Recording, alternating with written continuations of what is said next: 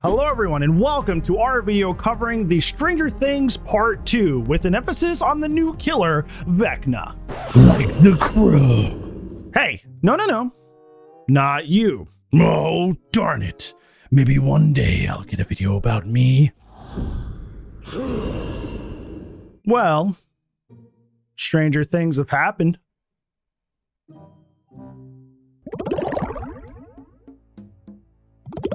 Hello everyone, for real this time, we have another PTB that is upon us, and this time it is focused on Stranger Things Part 2, bringing in Vecna, Eleven, and Dustin, with some assorted skins as well. But how is it overall? We know for the last 6 months, the PTBs have often been a big source of controversy in the Dead by Daylight community. So how did the first chapter PTB of 2026 bring us in? To put it simply, Vecna is very fun, but also a very strong character. I think just my first impression, probably like high B tier, low A tier, just based on their version that is currently in the PTB. Their power is split into 2 sections. The first, a pyramid-like M2 power that smacks survivors through the floor, and this can go through walls and even floors on 2-story maps. The second part of their power is this thing called the Undergate, which is kind of like a Crossu-esque speed form, but it crescendos in this big AoE attack that kind of sucks. The reason this thing sucks was because initially a lot of people said this AoE was unavoidable, but what people very quickly realize is if you just pinpoint exactly where the Vecna is about to pop up and you just hold W away from that center point, you are always, and I mean literally always, going to be out of the AoE range by the time that he actually pops out and does the damage. But I will say it's not completely useless if you use this smart and actually, invest some time in learning how to use it correctly. If you use it mostly in like choke points or narrow hallways in ways that it's completely undodgeable, then it's actually extremely helpful. It's just not something that you can bring up in spam and get value out of. I know this is something I've heard a lot of people say, is that this should be buffed so it's faster coming out, but I feel like it's at that perfect balance where smart players can take advantage of it, but people can't just spam it for free value if you haven't put any time into the character. And I will be honest with you, I'm not even just saying from an objective standpoint. I mean, I personally had so much fun playing this character. It kind of reminds me of good old Springtrap. Springtrap was a character that I did not initially have any plans to actually put a lot of time into, but because of the fact that they were just so fun, I ended up P100ing them and spending a lot of time learning the character. Vecna feels kind of similar to me, where I have no vested interest in the IP or really wanting to play Vecna the character. The power is so fun that I can see them in my normal rotation. Considering the possibility the behavior doesn't blow them up and nerf them into the dirt by the time that this comes out, but in their current PTB form, they're amazingly fun and also fun to face, but we'll get to that part later. But overall, I think they're a great design and I can see myself playing them a lot. Another absolutely huge part of this PTB is that the perks are actually good for once. After 10,000 years, I'm free! We have been criticizing Behavior's perk design for like years at this point. Most of the time when we get perks in Dead by Daylight, it's mostly like one kind of okay one and the other 2 are either niche or outright just bad and not very helpful. This time, we actually got an entire slew of really good perks on both the killer and survivor side. Let's go ahead and keep talking in the Vecna zone and talk about his teachable perks. First, the biggest one, and the one you're going to be seeing used all the time, is Turn Back the Clock, which is going to be, I feel, like a top 3, top 5 gen slowdown perk. Turn Back the Clock is kind of like a remote pop goes the weasel. You hook a survivor, and within a certain timer, if you get within 20 meters of a gen and you can see it, you can hit the action button, and it'll blow up the gen for 10% from that position that you were standing at. This perk is huge, and it's also pretty universal in its use across all the characters in Dead by Daylight. It feels like 2026 really was a turning leaf when it came to perks, because this is actually just kind of good on everyone. Thank God. Like I said though, the perk doesn't seem to work without line of sight, even though it's not really listed in the perk description at all. But honestly, I think I'm fine with that, because when it's paired with perks like Dead Man Switch that force people off the gens when they scream when a gen is damaged, I think survivors should have the ability to counterplay that and let go before the damage event. If you've seen people play Survivor on stream, you'll see that they'll very patiently wait for a pain rest hook before it happens, so they don't force Dead Man Switch if that killer had that equipped. But if it requiring line of sight is a bug and they switch it to where you can do it through walls, I think that makes it to where the survivor reasonably cannot counterplay the Dead Man's combo that will be inevitably run with it, and I don't think that's really fair. A perfect example of this is, for some reason, the Xenomorph, despite the fact that it does have this line of sight, not described, but apparent parameter on it, the Xenomorph can for some reason blow up the gens through the tunnels right now. It's a little inconsistent map to map, but the Xenomorph does have the ability to use it despite not having a line of sight through the floors, and it's really obnoxious because the survivors literally don't know what's about to happen if they don't have a turret up. So my advice is behavior should stay with the way that it is, and also please fix the way that Xenomorph has it, because I would hate if my character got nerfed as a result of this, and this amazing perk that's going to everybody got nerfed as a result as well. The next perk, Secret Project, is also a pretty neat perk as well. It blocks generators whenever a totem is cleansed or blessed, but the main effect that actually makes it pretty good is that it grants undetectable whenever a generator is blocked. So this has awesome synergy with many already good killer perks like Corrupt Intervention, Damned Man Switch, etc. These are already great perks, and now you have a great companion perk to go with them. The last Vecna teachable is fairly unique, but also still helpful. It's Hex Hive Mind, which is after your first hook, a totem spawns that allows you to see generator progress through auras until the totem is cleansed. There's also a secondary effect that if you get down to the last gen, all gens on the map will pop for 10%, but the odds that your Hex totem will stay up for that long, especially considering a new perk that was introduced in this patch, we'll get to that later. But you guys should be familiar with this effect because many killers like Wraith and Xenomorph have add-ons like this, where they can equip it and then see the aura intensity of gens and be able to interrupt them before they get done. Now, if you're a killer that doesn't have this add-on, you can just slap this perk on and essentially get to enjoy those add-ons for free. Pretty cool. Now we get into the survivor perks, which are also pretty good, and some of them kind of scare me. I think the one that everybody is sleeping on is 11's perk, Extrasensory Perception. This perk is whenever you crouch, and this includes crouch walking, and you sit there for 4-ish seconds, I believe it is, you get an expanding range of aura reading that reveals everything. Totems, survivors, even the killer.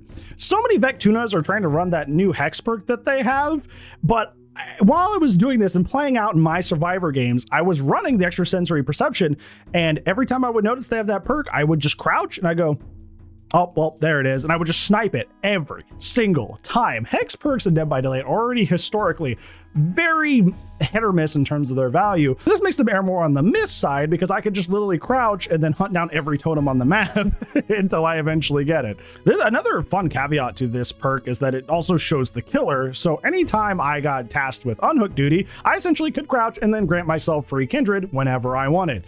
I never got caught while going for the hook. This perk is absolutely being slept on, and it's not being talked about enough. And now we're going to get to what I think is basically the only true negative to this chapter, and that being the teamwork perks that were introduced on both Dustin and 11. Both of these perks are already annoying me. They are both generator focused, and despite their different main effects, both of them grant a secondary effect of 5% extra gen speed when working on a generator with another survivor. So it's basically mini Prove Thyself granted to you along with another effect. I mean, I already hate that Prove Thyself is even a perk in the game, but now we're not getting just one, but two mini versions in addition to the already really obnoxious main version. And believe me, I've already had games, I had a couple today, where generators were absolutely flying with toolboxes, Prove Thyself, Deja Vu, and the new teamwork perks. People have already found a way to make gens very, very oppressive with these new perks, despite the fact that it's only a 5%, but stacking it with other perks makes them very, very obnoxious. I feel like gen speeds have just been a little bit too fast lately, and it's not because they've actually buffed gen speeds or anything. It's just because they've made a lot of changes around Dead by Daylight that save time that you can then spend on generators.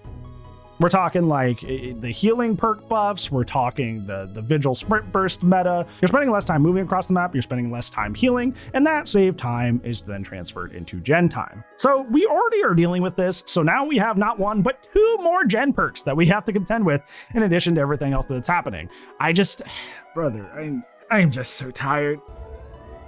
I'm tired of this, Grandpa. That's too damn bad! I do want to be clear that I don't think these perks are going to be OP or anything, but just like with Deja Vu, it is literally just free gen speed for no reason, and it just never ends well in my opinion whenever we just add more slow creep to generator speeds, because they're already feeling kind of teeter-tottering on a little too much in terms of how fast they go.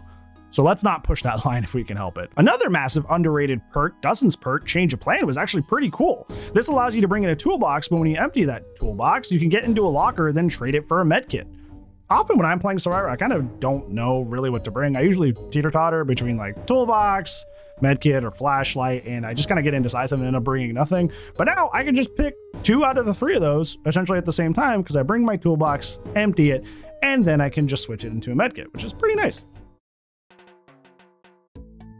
So many people think this PTB is a fail because there's no big balance changes, but like, have you seen the ones that happened last year? We've rolled back basically all of them because they were all tremendously bad ideas that were horrible for game health. I think this PTB is nicer because we don't have any massive gameplay flow changes, no character reworks, or anything divisive to make the game worse overall. It's just a cool chapter with cool characters. Easy peasy. This is definitely a benefit and not a negative. And if we're going to be spending any sort of time on anything, it's not going to be perk balance or character reworks. I want it to be on game health and improving bugs and issues like that. I'm going to get into this part, and this doesn't even have anything to do with like the notes that I took for this video. But I think that video that Otts put out recently about like the Otts Law 2, where like, you know, the survivors only want to gen rush, and if they don't get to do that, they just immediately quit. I feel like that is a pervasive issue in like all of DBD, because I feel like it's crept to content as well. Because if Vecna is not this super skill floor in the dirt character that can just 4K every single game and is super unfair, the character is poorly designed and needs to be buffed to the moon. If a character takes more than 2 seconds to learn the counterplay to, they're too OP and they need to be changed and nerfed immediately. Like, we live in an age of Dead by Daylight where I feel like so many people in the community are what I would call bad faith enjoyers. They don't actually want the game to be good for as many people as possible. They don't want the game to be healthy. They don't want it to be balanced. They want their experience to be fun and easy, and they want to win, and that's it. They don't care how you feel. They don't care what your experiences are. They just want their character that they like to be busted, or they want their perks that they like to be busted, and everyone else be damned. And I think it's something that's like really hurting our community a lot. And I don't know if like, it didn't feel like it used to be this way. Like, of course there were bad actors and plenty of people like that, but it feels like so much of the community these days are like Bot said, it's just like, I just want to crank, and if I don't want you to interact with me, I want to enjoy the game one single way that's really oppressive and beneficial to me, and anything that disrupts that, I don't want it. And I feel like that's extended to new characters and new perks and new content, is like, they want the new content to be only beneficial to them, take no effort to learn, and if not, it's bad and it's garbage. And I just think it's such a bad mindset, and I really wish we would stop feeling that way. So if you see people out there feeling that way, yell at them, tell them they smell, tell them they stink, tell them they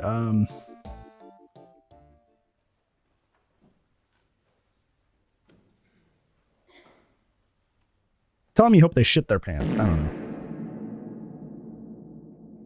But getting back on topic, if I had to give this PTB a rating, with 1 being an awful patch, terrible, throw it all out, and 10 being perfect, no notes, I think I'd give a solid 8. Vecna is a tremendously fun and strong killer that feels really unique. The new characters and skins are really cool. The perks aren't actually useless for once. We just got to make sure that some of those aren't, you know, too strong. Otherwise, it's an extremely strong PTB to bring us into 2026. A fun little tidbit here. I was asked today, because this, you know, PTB has been mostly well received positively, do you think this is a sign that DBD is turning around? And to answer that, I have to tell you that most of the issues with DBD right now, especially for, you know, for me and a lot of the community, is that these issues are health related. A lot of bugs are in the game right now, a lot of general clunk, even in things that aren't necessarily bugs that just like feel terrible, like collision. Collision has been on a downhill slope for months and months and months and months, and I cannot deal with it anymore. I was playing Xenomorph the other day, and I went to tail attack around a box on Macleod, and it had 4 extra feet of collision off the side that was invisible. How am I supposed to see that coming? So many characters have accrued so many bugs that make them like an absolute chore to play, and so many bugs that affect the normal gameplay flow have also still not been fixed, like the gen bubble bug, which affects both sides, where like sometimes in general pop you won't see the notification bubble, which makes both sides have a hard time determining what to do.